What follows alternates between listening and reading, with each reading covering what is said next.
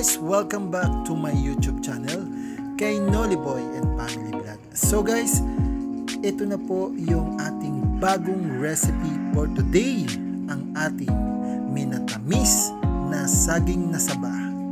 Tara, start na nating lutuin tong ating recipe for today.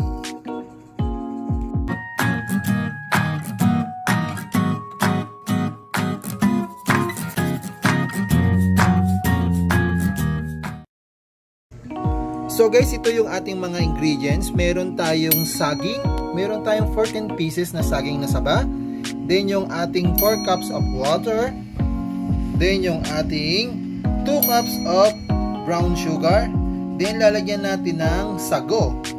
So yan ang ating 4 na ingredients para sa ating recipe for today, yung ating minatamis na saging na saba. Una natin gagawin, babalatan muna natin yung ating saging na saba.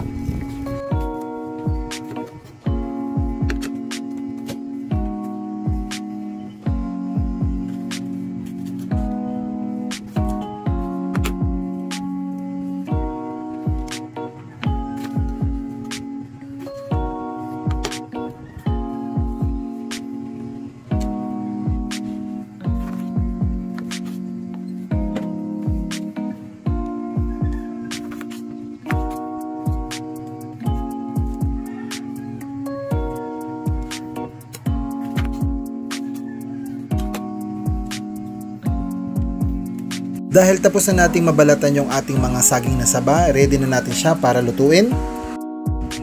Lalagay na natin yung ating sugar. At isasama na rin natin yung ating 4 cups of water.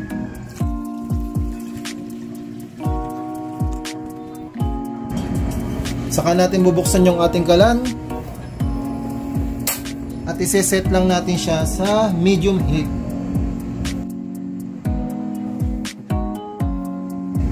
Then hayaan lang muna natin kumulo at saka natin lalagay yung ating saging.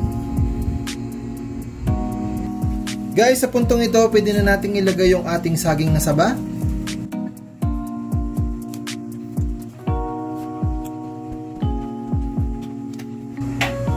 So nga pala guys, kung wala pala kayong saging na saba, pwede naman kayong bumili ng saging na froze at siguraduhin nyo lang na defrost maigi yung ating nabili na frozen na saging. Sa ganun, maganda ang kalalabasan niya kapag siya ay naluto. So yan guys, hintayin lang po natin mag-caramelize yung ating saging na saba.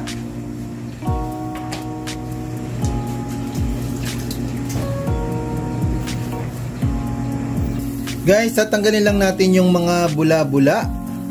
Pero depende po sa inyo, pero ako tatanggalin ko po.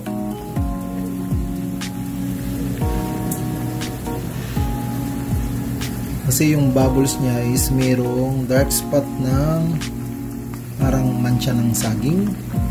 Ayan. Then haluan lang natin, halaan po lang natin na lumambot at tuluyang maluto yung ating saging na saba.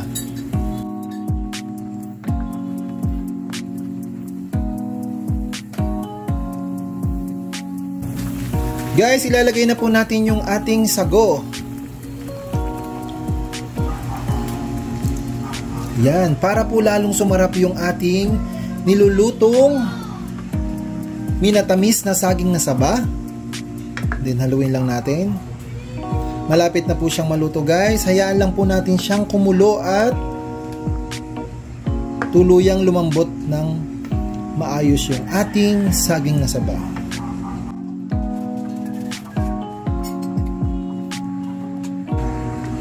Then guys, i-cover natin.